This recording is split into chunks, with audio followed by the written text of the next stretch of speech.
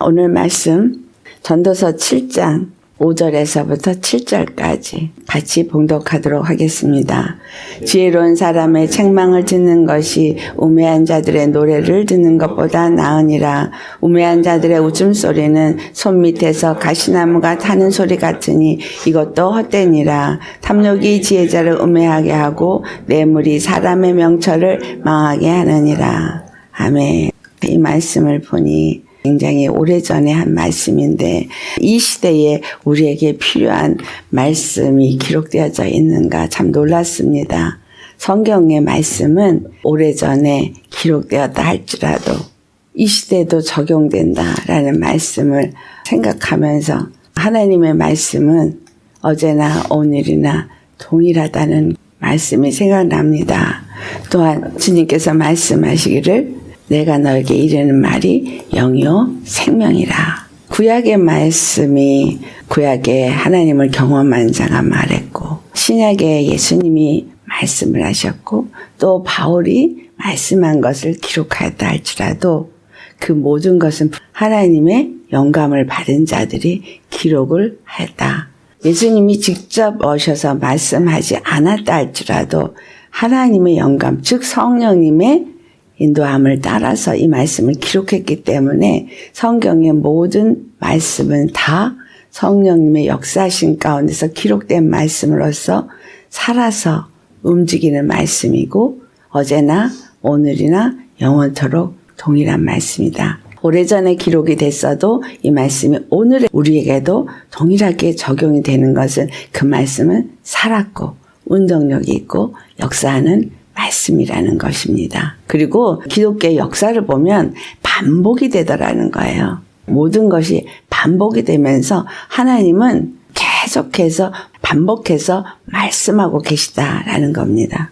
오늘 이 말씀의 제목을 저는 나는 지혜자의 책망과 우매자의 노래 중 무엇을 듣고자 하는가. 우리는 책망 듣기를 별로 기뻐하지 않습니다. 근데 여기에 지혜자의 책망과 우매자의 노래라는 말로 말씀하고 있습니다. 도대체 지혜로운 사람은 누구를 의미하고 우매한 자는 누구를 의미하는가? 이 지혜로운 사람의 책망이 무엇일까? 제 안에 떠오르는 것이 회개하라, 천국이 가까웠느니라 라고 외쳤던 세례 요한이 떠올랐어요. 세례 요한은 구약의 마지막을 장식한 사람이죠. 또 신약의 새로운 시작을 했을 때 예수님도 동일한 말씀을 하십니다. 회개하라 천국이 가까이 왔느니라. 이것이 세례 요한이나 예수님이 오셨을 당시의 것이 아니라 이 말씀은 구약에도 지혜자들을 통해서 하나님의 영감을 받은 사람 또는 하나님의 영의 감동을 받은 사람을 통해서 말씀해 오셨던 것들이 항상 돌이켜 회개해야 될 것들을 말씀해 오셨다는 거죠. 선지자들도 그것을 말씀하면서 그럼 계속 그 지혜자들은 무엇을 위해서 그와 같은 말씀을 하셨느냐? 그것은 여호와 하나님만이 그들의 구원임을 알라는 거였었어요. 여호와 하나님만을 온전히 섬길 때 그들의 나라가 온전히 세워지고 그들이 온전한 주님의 평안 가운데서 누리는 복된 삶을 살 수 있다는 것을 말했습니다. 그것이 구약의 지혜자의 책망이었어요. 그런데 이 지혜자의 책망이 신약에 와서는 어떤 걸 말해요? 세례 요한의 회개하라 천국이 가까워 있느니라 한 말은 바로 천국이 되시는 예수 그리스도가 오셨고 그들을 만나야 하기 때문에 준비하라고 그래서 그들이 요단강에 나와서 물세례를 받았습니다. 예수님이 오셔서 회개하라 천국이 가까이 왔느니라 이 말씀은 어떤 의미를 담고 있어요? 하나님의 나라가 너희에게 임하기 때문에 너희들은 회개하라 생각을 돌이켜라 라는 얘기예요.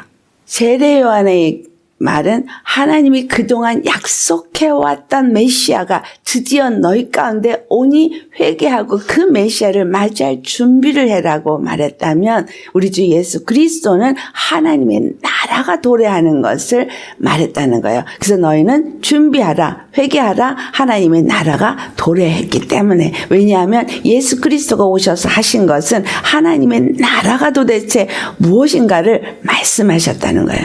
메시아가 왜 왔어야만 하는가? 진정한 구원은 무엇인가? 육적인 것에 초점이 맞춰졌던 이스라엘 사람들에게 그 유대인의 관점을 완전히 새롭게 바꾸기를 원하시는 것은 보이는 나라가 아니라 보이지 아니하는 나라라는 거. 그리고 율법을 지키려고 애쓰는 그들에게 너희가 이러이러한 율법을 들었으나 그러나 나는 너희에게 그 육체의 율법의 예법을 말하는 것이라 너희 심령에 무엇이 이루어져야 될 것을 말하더라는 거예요. 그러니까 메시아가 오면 이스라엘의 풍성함과 강력한 나라가 세워지는 그것을 기대했던 그들에게 예수 그리스도는 오셔서 그 생각을 바꾸라는 거예요. 그 관념을 바꾸라는 거예요. 하나님이 진정으로 세우기 원하시는 나라는 영원한 하나님의 나라라는 거. 그것이 하나님의 나라다. 그것을 어디에 이루기를 원하냐? 이 예루살렘을 헐어버려라. 내가 사흘 만에 다시 지으리라 하면서 그 하나님의 나라가 우리 주 예수 그리스도로 말미암아 세워진다는 것을 예수님은 말씀하셨다라는 거예요. 그래서 중풍병자에게 말했을 때 들것을 가지고 걸어가라 하지 아니하고 내 죄 사함 받았느니라 라는 말씀을 하시면서 무엇이 더 쉬우냐? 죄 사함을 받는다는 것을 이스라엘 사람, 유대인들은 너무나 잘 알아요. 죄 사함을 받으려면 무엇을 해야 되는지 짐승의 피를 흘려야만 된다는 거. 짐승의 피를 흘려야만 죄 사함을 받아요. 그 죄 사함을 받으려면 반드시 대속 제물을 제사장에게 가져가서 피를 흘려는 제사를 지내야만 하는데 예수님이 중풍병자에게 말하기를 내 죄 사함 받았느니라라고 말했어요. 제사장에게 짐승도 들고 가지도 않았는데 어떻게 죄 사함을 받았다고 말할 수 있는가? 그러니까 참남하도다라고 말한 거예요. 제사장에게 가서 제사를 드려야만 죄 사함을 받는 것이 이제는 내가 너희의 죄를 사하는 권세가 있는 자인 것을 너희가 알라. 그러니까 영원한 대제사장으로 온 분이 예수 그리스도라는 걸 알라라는 것을 가르쳐 줬는데 깨닫지 못했어요. 그리고 예수 그리스도가 십자가에 죽으시고 부활하실 것을 제자들에게 말했을 때도 제자들은 알지 못했어요. 왜 예수 그리스도가 죽어야만 되는지, 그리고 부활하는 건 또 무슨 의미인지. 그래서 그분은 레위지파, 유다지파로 오시면서 레위지파의 제사를 폐하시고 다른 대제사장의 반차를 따라서 멜기세덱 반차를 따라 오셔서 그분이 영원한 속죄 제물로서 그 피를 흐리시고 그 피를 가지고 영원한 제사장이 되어져서 하나님 앞에 들어가서 하나님과 우리 사이에 중보가 되시고 그 죄담을 완전히 헐어버리신 분이시다. 그렇기 때문에 회개하라 라고 하신 거예요. 우리가 정말로 오늘 예수 그리스도를 믿으면 지혜자들의 책망을 얼만큼 듣기를 원하는가라는 거죠. 이 시대에 지혜자들은 어떤 자들이에요? 예수 그리스도를 만나고 아침과 저녁으로 하나님의 계시의 말씀을 받아서 외치고 있습니다. 나팔을 불고 있습니다. 무엇을 외치고 있습니까? 예수님 다시 오십니다. 곧 오십니다. 유대인들의 혼인잔치는 신랑이 올 때 나팔을 부르면서 진행을 한다 그랬어요. 신랑이 있는 그곳에서부터 신부가 있는 곳까지 나팔을 불면서 신랑이 오고 있음을 알리고 있습니다. 신랑이 오고 있음을 알리는 것은 언제부터 시작됐을까요? 예수님이 오시는 그날부터 나팔은 불기 시작했어요. 그 나팔의 소리가 우리에게 점점 더 가까이 들려오고 있는 거예요. 그래서 깨어 일어나야 되는 거예요. 왜 예수님이 그때 오셔서 나팔을 부시고 회개하라 천국이 가까웠느니라 라고 말씀했냐면 예수님이 마지막 때 오셔서 갈라디아서 4장 4절의 말씀처럼 때가 참에 율법 아래 태어나서 율법 아래에 매여서 일평생 종노릇 하는 자들을 자유롭게 하시고 하나님의 자녀의 그 권세를 얻는 기업을 얻을 수 있는 자가 되어지도록 하는 일을 이루러 오셨기 때문에 그분의 입술을 통해서 나팔을 부은 거예요. 회개하라. 그때부터 우리는 기름을 준비하면서 예수님을 맞이할 준비를 하게 하신 거죠. 지혜자의 책망은 오늘도 우리에게 분명하게 주어지고 있습니다. 말씀을 통해서 회개하라. 예수님이 곧 오신다. 무엇을 회개하는가? 회개할 거 없어요. 나는 회개도 많이 했고 예수님 열심히 믿고 있어요. 라고 말하는데 주님은 저들의 죄가 내 죄다 라고 말씀하세요. 그래서 내가 정말 다 회개해서 더 이상 회개할 것이 없을 것 같아도, 그리고 이 시대 가운데 살고 있는 저들의 죄가 내 죄이기 때문에 이 시대가 하나님의 빛의 나라가 되어져야 되는데 어두움의 권세자에게 여전히 사로잡혀 있고 죄에 매여서 종살이 하고 있고, 내 옆에 있는 자들은 그것에 끌려다니고 있고, 그들의 죄를 내가 회개해야 되는 이유는 이 세대의 죄악을 내게 회개를 요구하고 있기 때문입니다. 왜냐하면 우리는 하나거든요. 오른손이 멀쩡해도 왼손이 문제가 있으면 이 몸이 온전할 수 없잖아요. 몸이 온전해지기 위해서 믿는 자들, 그리스도의 교회가 온전히 세워질 수 있도록 우리는 회개하면서 주님을 맞이할 준비를 해야 된다라는 겁니다. 그래서 주님은 우리에게 끊임없이 말씀합니다.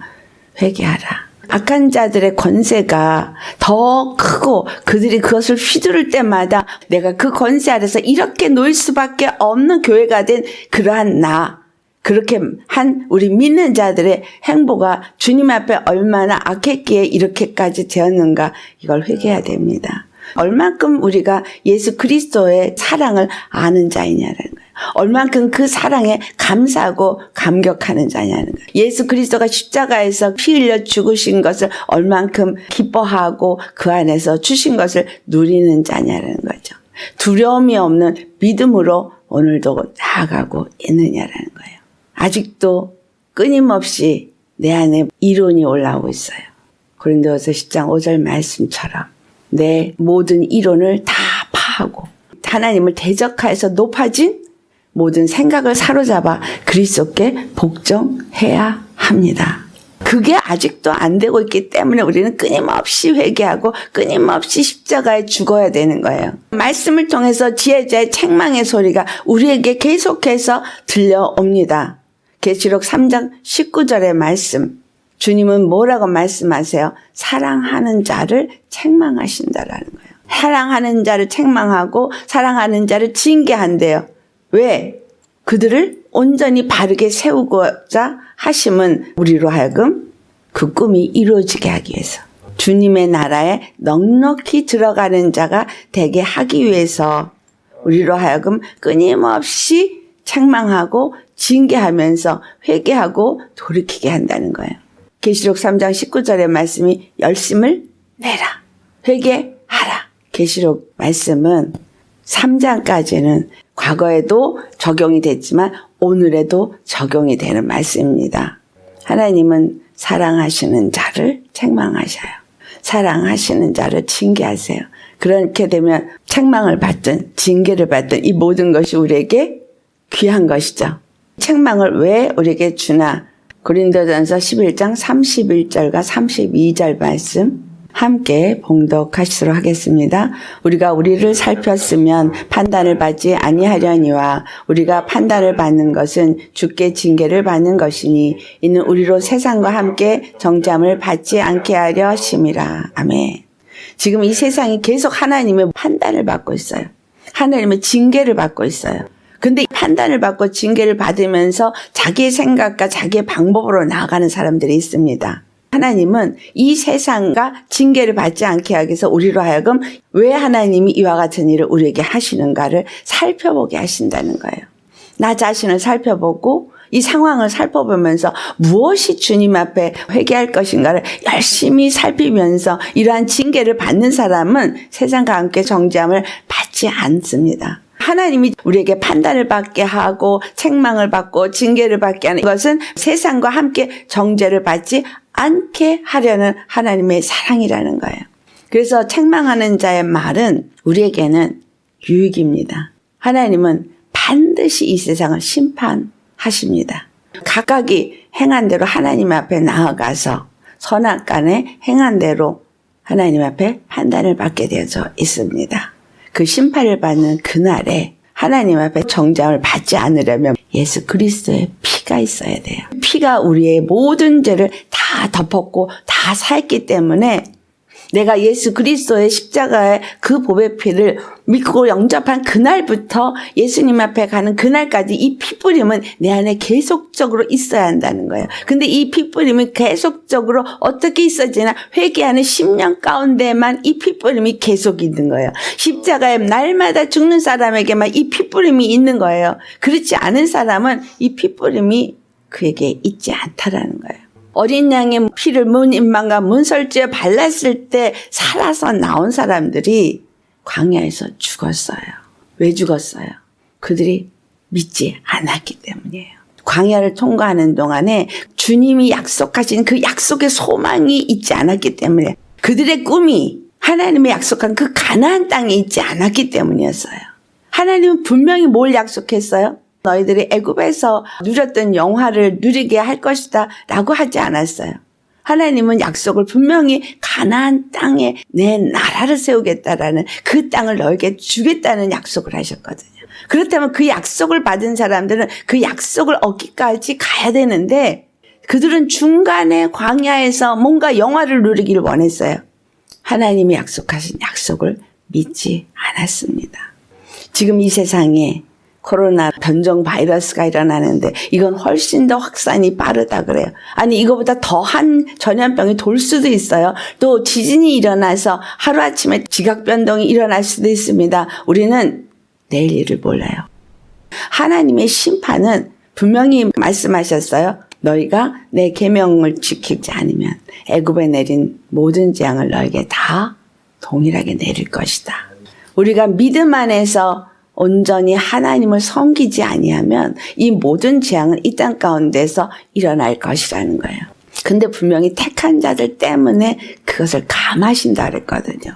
그러면 택함 받은 우리가 사는 이 시간에 우리는 분명히 그 환난을 통과한다는 얘기예요.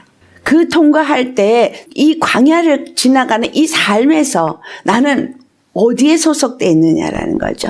이 지혜자의 책망을 듣고 어디에 속해야 되고 하나님의 계시의 말씀을 아침과 저녁으로 들으면서 그 말씀을 따라서 순종하면서 어디에 서야 될지를 분명히 알고 소속이 분명하게 되어져야 하지 않겠느냐라는 거예요. 주님은 사랑하는 자에게 징계한다 그랬어요. 여러분 잘 아시는 히브리서 말씀에서도 분명히 그렇게 하죠. 하나님은 아들들을 징계하신다고. 히브리서 12장 5절에서부터 6절에 있는 말씀이에요. 사랑하시는 자를 징계하시고 그가 받아들이는 아들마다 채찍질 하신다고 분명히 말씀하고 있거든요. 사랑하는 자를 징계하고 채찍질하고 교훈하는 이유는 매일매일 거룩하게 하나님의 형상을 입게 만드시기 위해서 그와 같은 일을 하신다는 겁니다. 우리가 매일매일 지혜자의 책망을 들으면서 무엇을 생각해야 돼요? 내가 지금 어떠한가? 나를 살펴봐야 된다는 거예요. 나의 믿음이 어떠한가? 나의 입의 말이 어떠한가? 나의 지금 행동이 어떠한가? 나의 생각이 어떠한가? 매일매일 나 자신을 살펴보면서 징계 통해서 더욱더 거룩하게 변화되어져 가야 한다는 겁니다. 또 다른 하나가 우매자의 노래예요. 우매자들의 노래라고 말하는 것은 잘 나가고 있기 때문에 노래를 부르는 거죠. 얻고자 하는 것이 얻어지고 풍요로움을 느끼고 있기 때문에 노래를 부르는 거예요. 이 세상의 권세자들은 지금 뭔가 자기네들이 원하는 대로 잘 되어가고 있어서 의기양양합니다. 그들은 즐거운 노래를 부르고 있어요. 그렇지만 하나님은 이 우매자들의 노래를 지금 부르도록 허락은 했어요. 왜 허락을 했어요? 우리를 위해서. 우매자들이 노래를 부르는 것으로 인해서 우리는 그것을 책망으로 받아들이고 무엇을 하나님 앞에 회개해야 될지를 깨달아 알게 하기 위해서 했다라는 거예요. 예수님이 이 땅에 오셨을 때 그들은 예수님을 비난했어요. 예수님이 비난을 받을 것을 시편 기자가 이미 예언을 했어요. 독주에 취한 무리들이 나를 두고 노래하나이다. 시편 69편 12절에 나오는 말씀인데요. 예수 그리스도를 놓고 독주에 취해서 세상 술에 취해서 비아냥거리며 노래합니다. 이 말씀이 기독교 역사 속에 있었던 것들인데 이것이 뭐냐면 참 믿는 자들을 두고 그들이 의기양양해서 자기의 세상 술에 취한 자들이 자기의 권세를 누리면서 자기들이 옳다라고 노래하는 자가 되는 것. 이게 계시록 17장에 나오고 있습니다. 계시록 17장 3절을 보면 음녀가 붉은빛 짐승을 탔다고 말해요. 그런데 그 붉은빛 짐승의 몸에 하나님을 모독하는 이름들이 가득했다라고 말하고 있어요.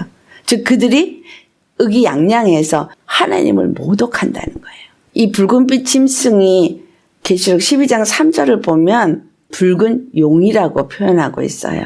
사단이 준 권세를 가진 적그리스도, 그들이 감히 하나님의 이름을 모독하고 그들이 무엇인가 이루려고 하고 있는 거 지금 동일하게 하고 있죠.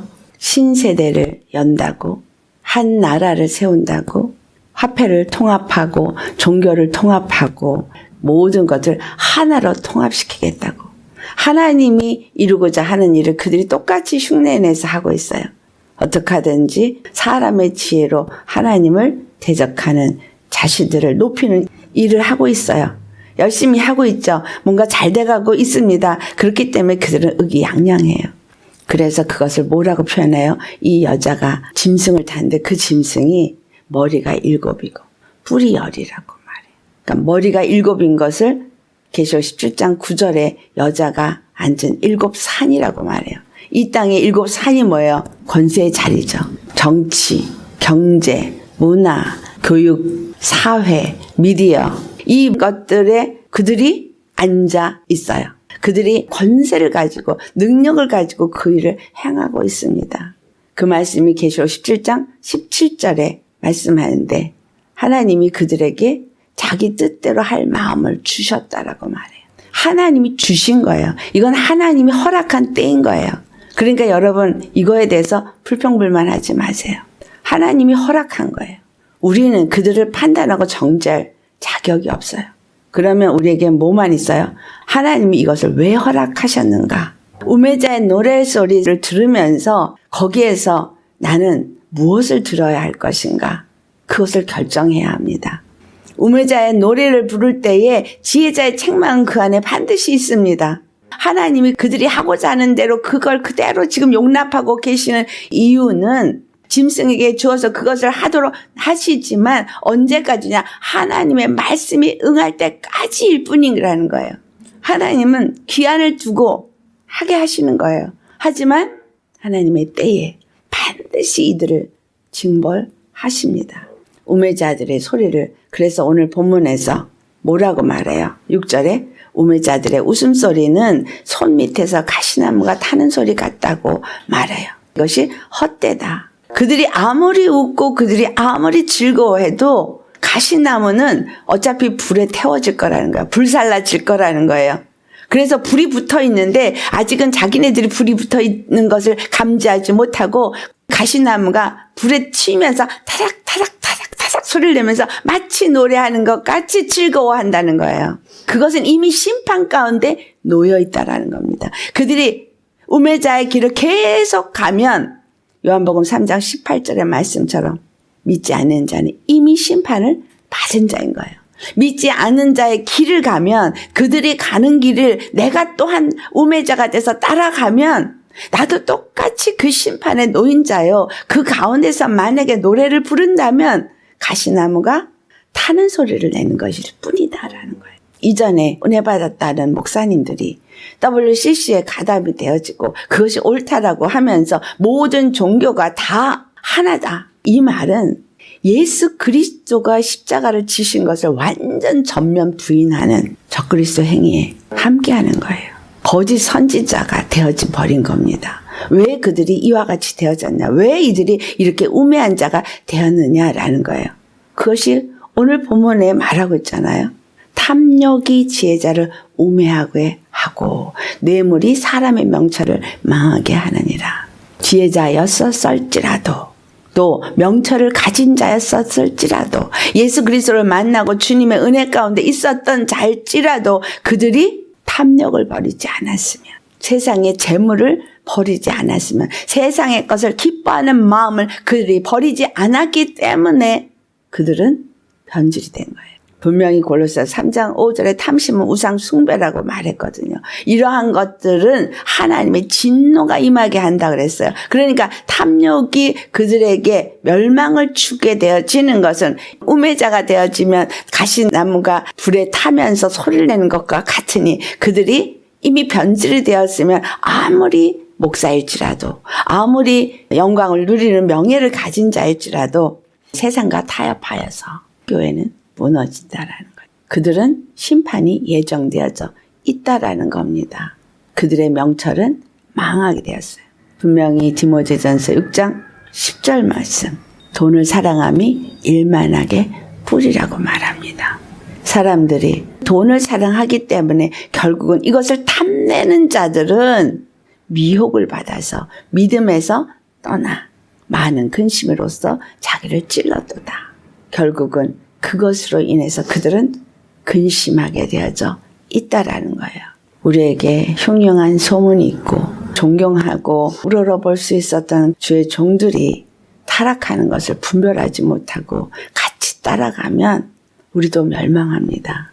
그렇기 때문에 너희는 미혹을 받지 말라라는 말씀을 하셨죠. 뭐라고 해요? 회개하라 라는 거예요. 세상에 무슨 말을 해도 두려워하지 말고 흔들리지 않을 수 있는 것은 우리 안에 계신 이가 세상을 이기신 분이기 때문입니다. 세상에 있는 자보다, 세상에 지금 노래를 부르는 자보다 훨씬 더 크신 분이 나의 하나님이시기 때문인 거예요. 믿음이 어떤 믿음이냐라는 거예요.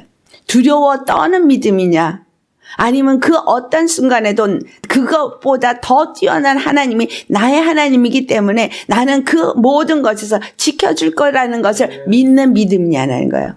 두려워서 뭐 조금만 저기 하면 아이고 이러면 안 되지, 어머 이렇게 해야 돼, 인간적인 생각, 세상적인 방법으로 뭔가를 준비하고 뭔가를 하려고 한다면 그건 믿음이 없는 거예요. 믿음이 없는 자는 무슨 일이 일어나요? 하나님의 보호막이 뚫어지는 거예요.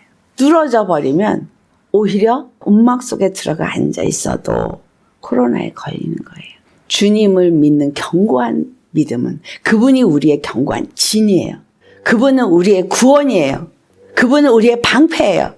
그분은 우리의 도움이고, 그분은 우리의 능력이고, 그분은 우리의 지혜고, 어떤 순간에도 예수 그리스도를 믿고 의지하고 두려움 없는 믿음으로 나아가는 사람은 오히려 지혜자의 책망을 듣고 더 회개하면서 주님 앞에 더 정결함을 얻고 더 거룩한 심령이 되기 위해서 어떤 것에도 미혹되지 않고 어떤 것에도 흔들리지 아니하고, 음해자들은 노래를 부르고 무슨 말을 해도 전혀 개의치 아니하는 성령의 사람은 하나님이 반드시 그들의 하나님이 되심을 나타내십니다.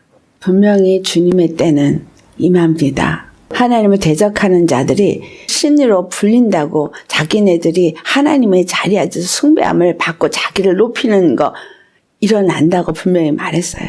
그들이 하나님의 성전에 앉아서 그들이 하나님처럼 행한다고 분명히 말했습니다.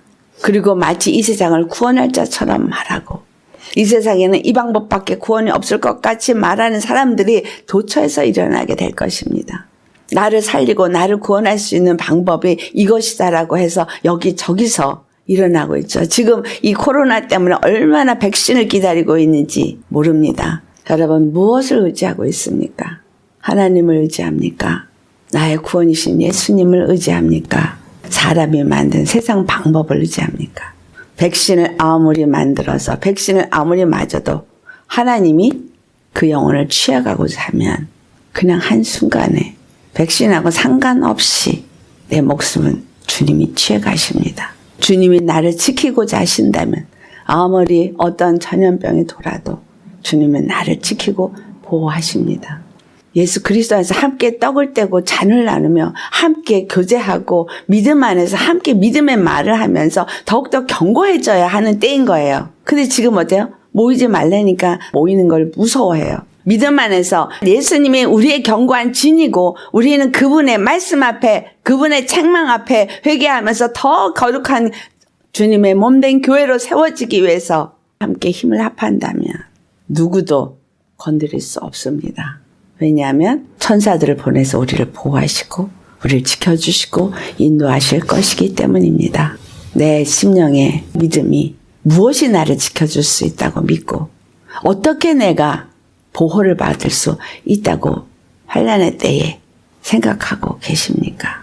예수 그리스도 피 바른 집 안에 거할 때에만 보호함을 받을 수 있습니다. 예수님이 인도하는 그 길에 서서만 그 말씀의 인도를 받을 때에만 우리는 지킴을 받을 수 있습니다. 육의 생명을 조금도 귀한 것으로 여기지 아니하시고 오직 소망이 하늘에 있는 사람, 그 사람은 죽어도 살고 살아도 영원히 삽니다. 지혜자의 책망에 귀를 기울이시겠습니까? 아니면 우매자의 노래에 귀를 기울이시겠습니까?